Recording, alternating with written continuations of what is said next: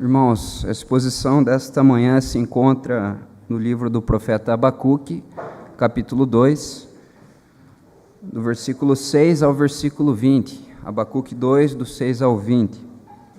Com a graça de Deus, retomaremos as exposições em Abacuque. Já estamos caminhando para o final do livro, um livro tão rico, tão precioso, que certamente ensina ao povo de Deus em todas as épocas, como toda a Bíblia. Abacuque 2, do verso 6 ao verso 20, diz assim a palavra do Senhor: Não levantarão, pois, todos estes contra ele um provérbio, um dito zombador? Dirão: ai daquele que acumula o que não é seu, até quando? E daquele que a si mesmo se carrega de penhores? Não se levantarão de repente os teus credores? E não despertarão os que te hão de abalar? Tu lhes servirás de despojo. Visto como despojaste a muitas nações, todos os mais povos te despojarão a ti, por causa do sangue dos homens e da violência contra a terra, contra a cidade e contra todos os seus moradores. Ai daquele que ajunta em sua casa bens mal adquiridos, para pôr em lugar alto o seu ninho, a fim de livrar-se das garras do mal. Vergonha maquinaste para a tua casa, destruindo tu a muitos povos, pecaste contra a tua alma. Porque a pedra clamará da parede, e a trave lhe responderá do madeiramento. Ai daquele que edifica a cidade com sangue e a fundamenta com iniquidade. Não vem do Senhor dos exércitos que as nações labutem para o fogo e os povos se fatiguem em vão? Pois a terra se encherá do conhecimento da glória do Senhor, como as águas cobrem o mar. Ai daquele que dá de beber ao seu companheiro, misturando a bebida ao seu furor, e que o embebeda para lhe contemplar as vergonhas. Serás farto de opróbrio em vez de honra. Bebe tu também e exibe a tua incircuncisão. Chegará a tua vez de tomares o cálice da mão direita do Senhor, e ignomínia cairá sobre a tua glória. Porque a violência contra o Líbano te cobrirá, e a destruição que fizeste dos animais ferozes te assombrará, por causa do sangue dos homens e da violência contra a terra, contra a cidade e contra todos os seus moradores. Que aproveita o ídolo, visto que o seu artífice o esculpiu, e a imagem de fundição, mestra de mentiras, para que o artífice confie na obra, fazendo ídolos mudos? Ai daquele que diz à madeira: acorda, e a pedra muda: desperta. Pode o ídolo ensinar? Eis que está coberto de ouro e de prata, mas no seu interior não há fôlego nenhum. O Senhor, porém, está no seu santo templo, cale-se diante dele toda a terra. Até aqui, irmãos, a leitura da palavra. Vamos orar mais uma vez. Nosso Deus, tua palavra está aberta e nós rogamos neste momento que o Senhor tenha misericórdia de nós. Que o Teu Santo Espírito, ó Pai, ilumine o nosso coração, o mesmo Espírito que inspirou a escrita dos autores da Bíblia, que seja o mesmo que ilumine o nosso coração, para que nós entendamos Tua palavra, Pai, e apliquemos a Tua palavra em nossa vida. Nós oramos assim no nome de Jesus. Amém. Não é esta a grande Babilônia que eu edifiquei para a casa real com o meu grandioso poder e para a glória da minha majestade? Essas foram as palavras de Nabucodonosor ao contemplar o grande e vasto império da Babilônia. Babilônia havia ascendido, havia se tornado potência, havia derrotado a Síria e havia dominado muitos povos. Inclusive, esse é um dos motivos pelos quais Abacuque clama a Deus. Porque a Babilônia agora está ameaçando Judá e Abacuque está dizendo para Deus: Senhor, mas como é que o Senhor vai permitir que uma nação ímpia, uma nação pagã, nos julgue, nós somos o povo do Senhor? Então a Babilônia estava em ascensão, e Nabucodonosor diz essas palavras: não é esta a grande Babilônia que eu edifiquei para a casa real com o meu grandioso poder e para a glória da minha majestade? Essas palavras revelam a soberba de Nabucodonosor. Ele achava que o seu reino foi construído com a força do seu braço, com a sua capacidade militar, mas ele não esperava que Deus mesmo derrubaria o seu trono e exerceria juízo contra ele. Inclusive lá em Daniel, se os irmãos se lembram, Nabucodonosor é humilhado a tal ponto de ser feito um animal. E Deus humilha Nabucodonosor e mostra para ele que toda aquela soberba, toda aquele orgulho dele seria derrubado, porque só o Senhor é rei, só o Senhor é Deus. E é justamente isso que o texto que nós lemos está anunciando. Se os irmãos perceberam na leitura, tem 5 ais descritos no texto. E ai na Bíblia é sempre um oráculo de aflição. É como se, ao invés do ai, você dissesse assim: que terrível aflição sobrevirá contra este povo.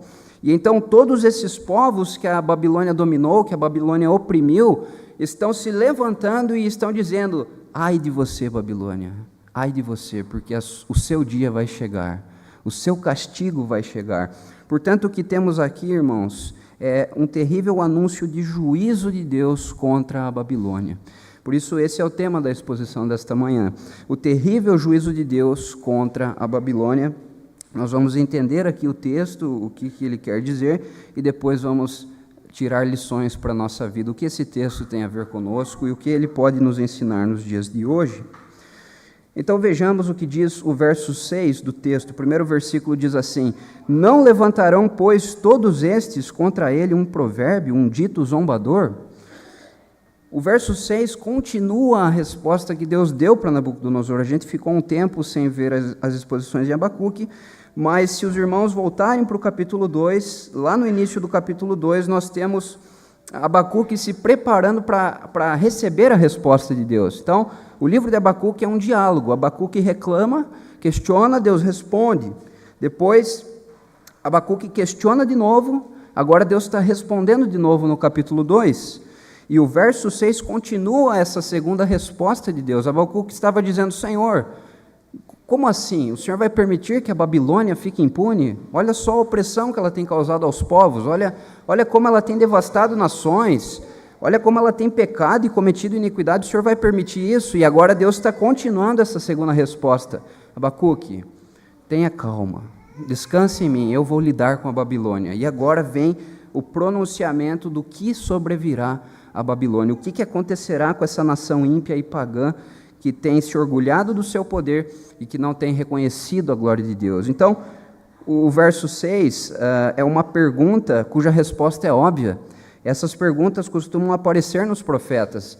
É como se a pergunta fosse uma afirmação. A pergunta diz assim: não levantarão, pois, todos estes contra ele um provérbio, um dito zombador? Em outras palavras, é uma afirmação assim: certamente esses povos vão falar contra a Babilônia.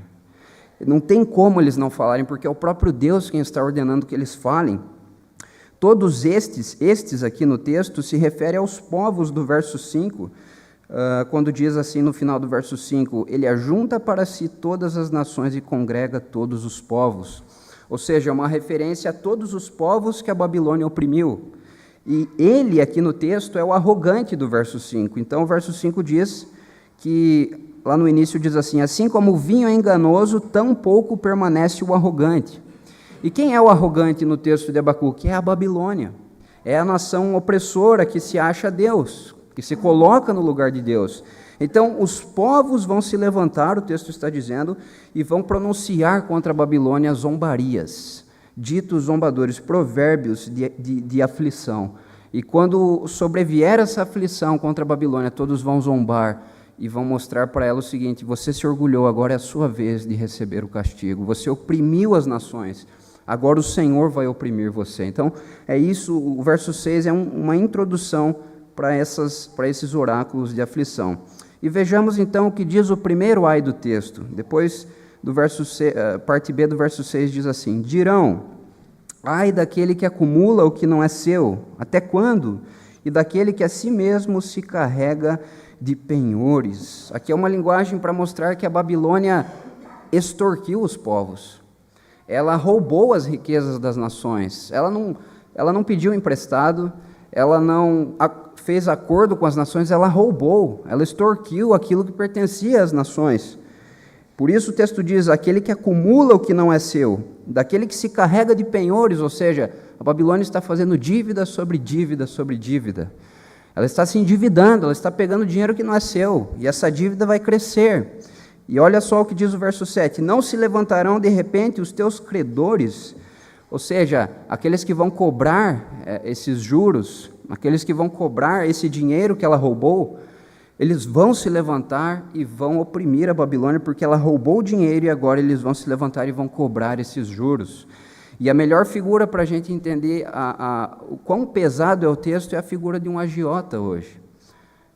Se você pegar dinheiro emprestado com um agiota, você sabe que os juros são altíssimos e ele vai atrás de você. Se você não pagar, as consequências são severas. Você pode até morrer, inclusive.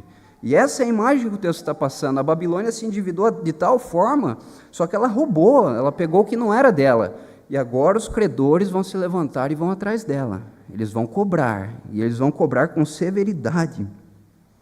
E não despertarão os que te hão de abalar, tu lhes servirás de despojo. Então, assim como ela despojou as nações, agora ela mesma será despojada. Visto como despojaste a muitas nações, todos os mais povos te despojarão a ti por causa do sangue dos homens e da violência contra a terra. Então, esse primeiro oráculo de aflição, lembrem-se, ai na Bíblia é que terrível aflição acontecerá. Então, essa primeira aflição que a Babilônia experimentará tem a ver com ser extorquida e completamente destruída. Ela extorquiu os povos, ela oprimiu os povos e agora ela vai ser oprimida também, ela vai ser extorquida. Os credores vão se levantar e vão cobrar juros, e juros pesados sobre o dinheiro que ela roubou. Mas o segundo ai, no verso 9, diz assim: ai daquele que ajunta em sua casa bens mal adquiridos, para pôr em lugar alto o seu ninho, a fim de livrar-se das garras do mal.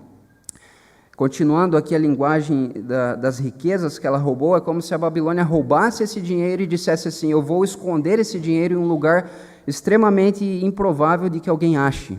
Então vai ficar bem guardado esse dinheiro e ninguém vai me roubar. E o texto está falando: você está enganada, Babilônia. Ai de você que planeja essas coisas, que acha que vai conseguir esconder essas riquezas roubadas. Não vai ter como. Mesmo que você coloque isso no lugar mais alto, mesmo que você ponha o seu ninho no lugar mais alto, alguém vai pegar de você. Não tem como fugir. Não tem como fugir das garras do mal. Vergonha maquinaste para a tua casa, destruindo tu a muitos povos, pecaste contra a tua alma. Verso 11. Porque a pedra clamará da parede e a trave lhe responderá do madeiramento. Esse é um verso muito interessante, irmãos, porque quando a Babilônia extorquiu as nações, ela construiu o seu império. Ela construiu os seus palácios, ela construiu suas cidades com base no dinheiro que ela roubou. E o texto está mostrando para nós que todas essas construções que ela fez com esse dinheiro vão clamar contra ela. As pedras vão clamar e a trave, ou seja, as vigas, aquelas madeiras que sustentam as construções, tudo isso vai clamar contra ela. Até as estruturas vão clamar. Até as estruturas que ela construiu com o dinheiro dos povos servirão de testemunha contra ela. Não haverá ninguém que fique do lado da Babilônia naquele dia. O texto está dizendo, no dia do juízo, as pedras e as traves vão clamar. Verso 12, o terceiro ai. Ai daquele que edifica a cidade com sangue e a fundamenta com iniquidade. Não vem do Senhor dos Exércitos que as nações labutem para o fogo e os povos se fatiguem em vão? Ou seja, o texto está afirmando, olha, todos os povos e nações que buscam sua própria glória, que querem construir impérios e fazer seu nome grande, não vem do Senhor que eles trabalhem em vão? Quer dizer, Deus mesmo faz com que todo esse esforço seja vão, porque são impérios que querem fazer o seu nome conhecido e não o nome do Senhor. Se os irmãos se lembrarem lá em Gênesis 11, o que quiseram fazer lá? Construir uma torre que chegasse até os céus para tornar o seu nome célebre entre as nações. E o que Deus fez? Deus tornou vão esse esforço. Por isso que o texto está dizendo, não vem do Senhor que as nações trabalhem ou labutem para o fogo, ou seja, para a destruição, e que os povos se fatiguem em vão. O esforço dos povos em fazer impérios, em tornar seus nomes grandes, o seu nome grande, conhecido, é vão, porque o Senhor derruba os impérios. E é o que ele está fazendo com a Babilônia. A Babilônia labutou, ela pegou escravos para que o seu reino fosse grande, para que o seu trono fosse alto, para que o seu nome fosse célebre. E é isso que Nabucodonosor tentou fazer. Mas o texto está dizendo isso vai ser vão, porque Deus mesmo torna vão esse esforço dos povos em labutar para construir sua glória. Mas aí vem um contraste muito importante no texto, no verso 14. Pois a terra se encherá do conhecimento da glória do Senhor, como as águas cobrem o mar. Em outras palavras, o que Deus está dizendo é: a Babilônia está labutando e até agora está se esforçando para tornar seu nome grande. Mas Deus tornou vão esse esforço, porque o que de fato prevalecerá no mundo é a glória, é o conhecimento da glória de Deus, não o conhecimento da glória da Babilônia. Essa glória que a Babilônia acha que tem será destruída, mas Deus preservará o conhecimento da sua glória na mesma medida em que as águas cobrem o mar, ou seja, não há nenhuma localidade no mar que a água não cubra. Então, nessa mesma medida, a glória do Senhor vai se espalhar por toda a terra. Então, enquanto a Babilônia se julga poderosa, se julga orgulhosa, Deus vai oprimir a Babilônia, Deus vai julgar a Babilônia. O que vai prevalecer vai ser a glória do Senhor em toda a terra. Quarto A, irmãos. Eu sei que é um pouco cansativo, mas vamos ver aqui o quarto A e depois a gente vai tirar algumas lições do texto. Então, o quarto A diz assim: ai daquele que dá de beber ao seu companheiro, misturando a bebida ao seu furor, e o embebeda para lhe contemplar as vergonhas. A figura aqui é que a Babilônia, não só os escravos que ela conquistava, mas seus próprios conterrâneos, eles se embriagavam e tiravam toda a roupa e ficavam contemplando a nudez. Então, essa imagem da imoralidade sexual, e na Bíblia sempre a ideia de se embriagar e ver a nudez está associada à prática sexual, que Deus abomina. Então, se os irmãos se lembrarem do que aconteceu com Ló, as filhas de Ló embriagaram seu pai e tiveram relação sexual com seu próprio pai. E é o que a Babilônia está fazendo. A Babilônia tinha essa prática perversa de se embriagar e contemplar a nudez dos povos e a nudez dos seus próprios conterrâneos. E provavelmente eles tinham todo tipo de relação ilícita ali, abominável a Deus. E aí Deus está mostrando, por meio dos povos, lá no verso 16 fica claro que ela mesma então seria envergonhada. Se ela gosta de fazer isso com as pessoas, então ela mesma seria coberta de opróbrio em vez de honra. E o texto diz lá no verso 16: bebe tu também e exibe a tua incircuncisão. Chegará a tua vez de tomares o cálice da mão direita do Senhor, e ignomínia cairá sobre a tua glória. Então Deus está falando, assim como você, Babilônia, gosta de embriagar as pessoas e contemplar a nudez, agora você vai tomar o cálice da mão direita do Senhor. Você vai ser embriagada com a mão direita do Senhor e você vai mostrar as suas vergonhas, só que Babilônia não era circuncidada. Então isso seria vergonhoso diante de Deus. Exibe tu a tua incircuncisão, é o que o texto está dizendo, uma linguagem forte para mostrar que vergonha, desonra sobreviria sobre a Babilônia. E o texto no verso 17 menciona o Líbano. O Líbano era uma região com muitas belezas naturais. Era uma região de belos cedros. Inclusive o próprio rei Salomão pediu para que buscassem madeira no Líbano para construir sua casa e partes do palácio do Senhor. Só que o texto está mostrando que até mesmo o Líbano, que é uma região maravilhosa, foi alvo da violência da Babilônia. E por conta disso, as consequências chegariam. A Babilônia destruiu o Líbano, destruiu animais ferozes, e eles agora assombrariam a Babilônia por causa do sangue dos homens e da violência que ela praticou contra a terra, contra a cidade e contra os seus moradores. Então aqui nós chegamos no quarto A, ou seja, os povos estão dizendo que aflição terrível virá sobre você, Babilônia. Você se orgulhou, você quis se colocar no lugar de Deus, mas você vai ser envergonhada, você vai ser destruída. E o último dos ais é o mais significativo, irmãos, porque toca na raiz do problema da Babilônia. Por que ela é tão orgulhosa? Por que ela é tão soberba? Porque ela confia em ídolos. Ela confia em ídolos. Então o verso 18 quebra um pouco a estrutura do texto, que vinha começando sempre com ai, ai, ai. Agora o verso 18 começa: que aproveita o ídolo. Depois ele vai colocar o ai no verso 19. Ou seja, o problema mais grave da Babilônia é que ela é idólatra. Ela confia em ídolos. Ela está fundamentada em madeira, pedra e coisas que não falam, que não veem, que são mudos, ídolos mudos. Então, o texto diz: que aproveita o ídolo, visto que o seu artífice o esculpiu, e a imagem de fundição, mestra de mentiras, para que o artífice confie na obra fazendo ídolos mudos? Ou seja, em outras palavras, Babilônia, como é que você pode achar que vai prevalecer se você confia em coisas que você mesmo criou? Aqui fica nítido o contraste entre Deus, o Deus poderoso, e os ídolos, porque Deus, o Criador, é quem cria o homem, mas os ídolos são criados pelo homem. Então, como é que os ídolos podem sustentar uma nação como essa? Que aproveita o ídolo? Ou seja, é inútil. O ídolo não vai poder livrar você, Babilônia, no dia do juízo. Não vai poder livrar.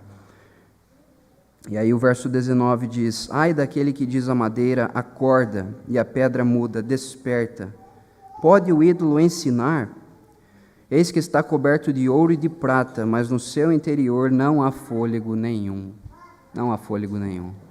São ídolos bonitos, eles têm prata, eles têm ouro, foi investido muito dinheiro para fazê-los, mas eles não têm fôlego no seu interior. Eles não podem salvar, eles não podem olhar para a Babilônia nessa situação de aperto. E essa é a imagem do texto, ela vai ser confrontada por Deus, e ela vai recorrer aos ídolos, mas não haverá quem sustente a Babilônia. Os ídolos que ela mesma construiu serão aqueles que a deixarão na mão no momento da necessidade. Ela confiou em madeira, ela confiou em pedra, ela confiou em prata e em ouro, mas essa prata, esse ouro, madeira e pedra são coisas inúteis que não têm vida, não podem salvar a Babilônia do castigo que virá. E aí o verso 20, então, contrasta novamente e diz: o Senhor, porém, está no seu santo templo, cale-se diante dele toda a terra.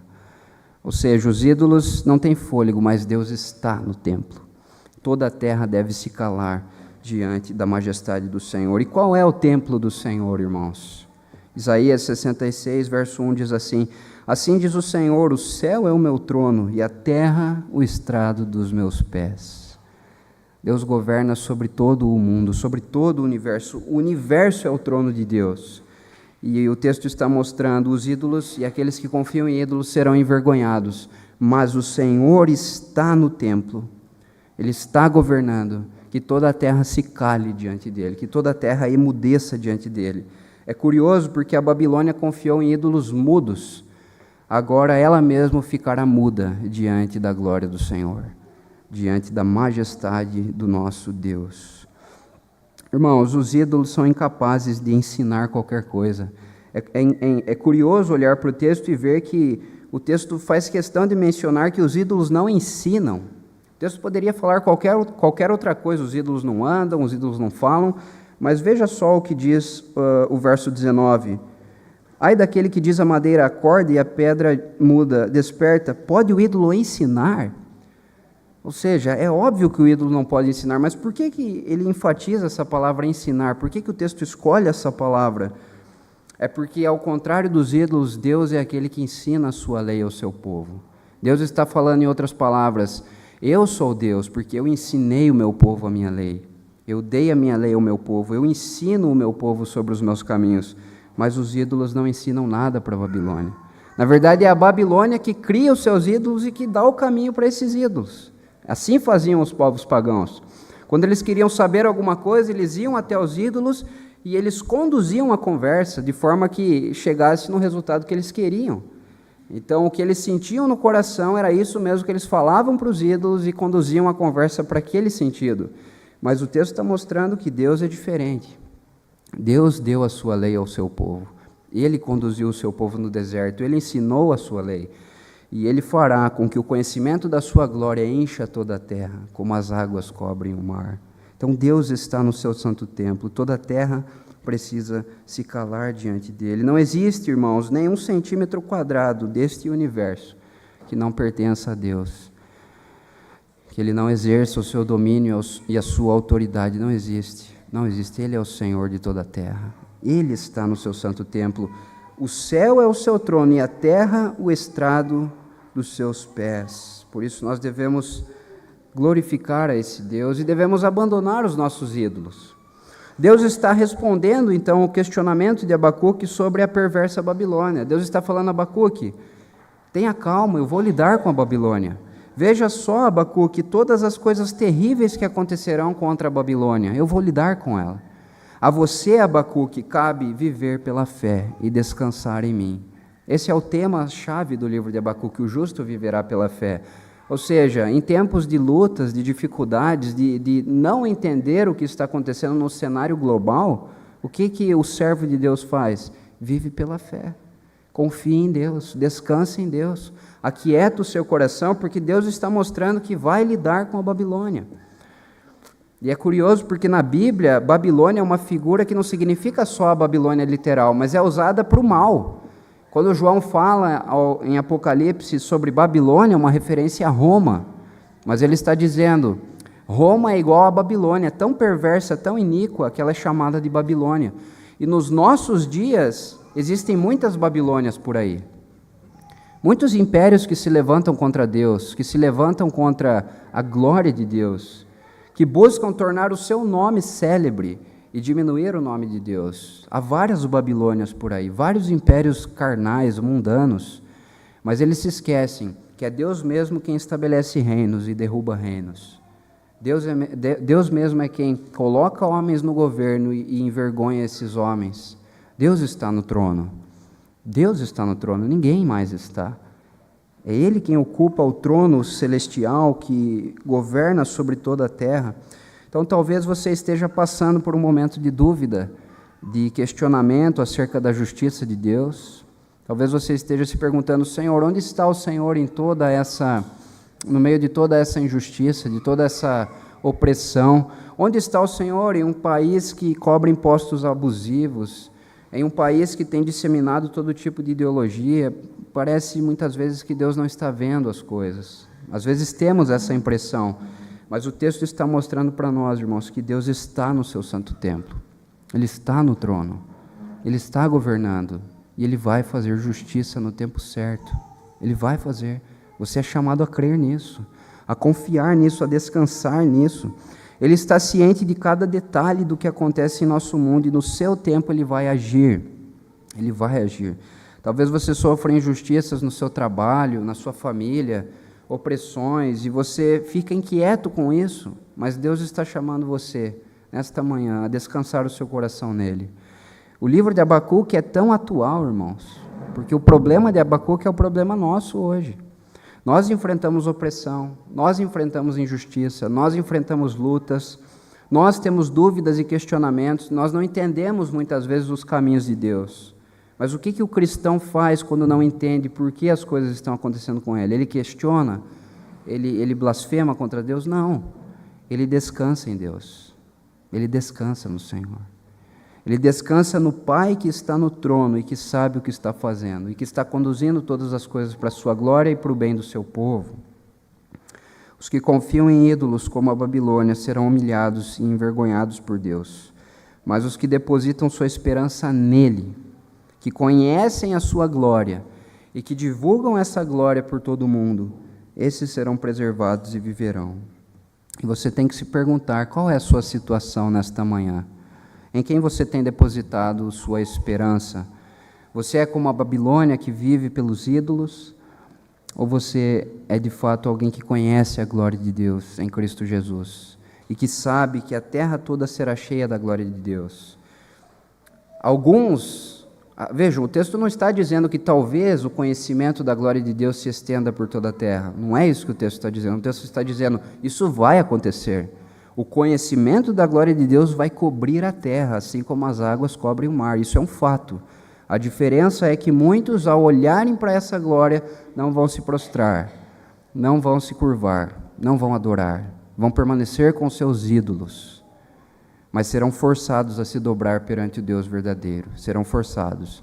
E outros, ao contemplarem essa glória, se prostrarão, adorarão, se converterão a Deus e adorarão a Ele para todo sempre. E a glória de Deus se revelou de forma clara e nítida em Cristo Jesus.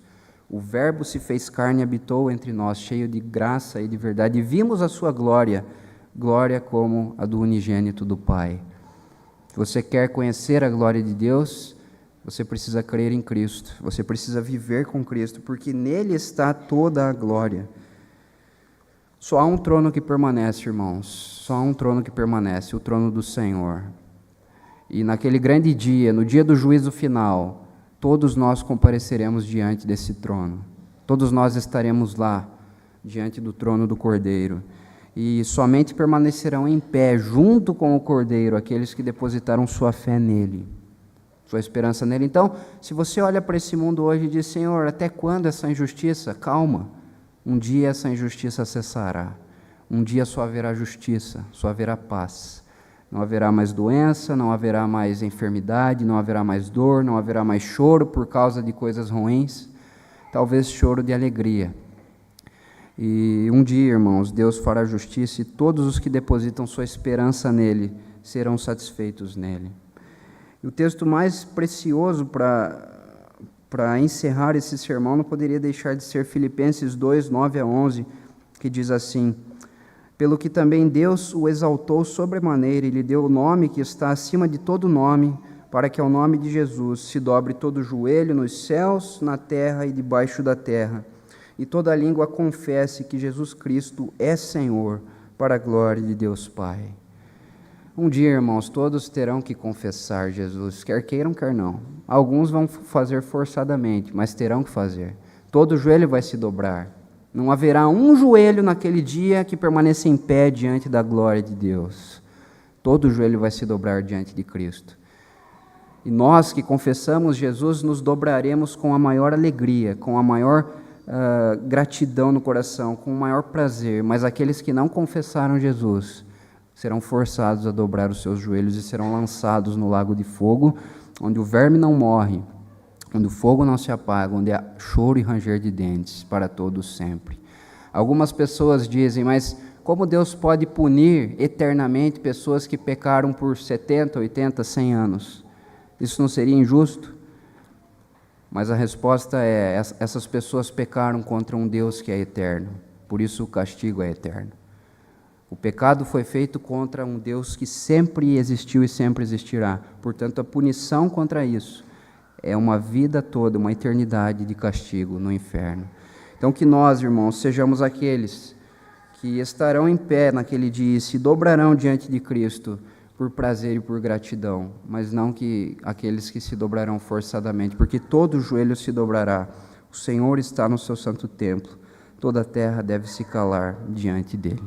Que Deus assim nos abençoe.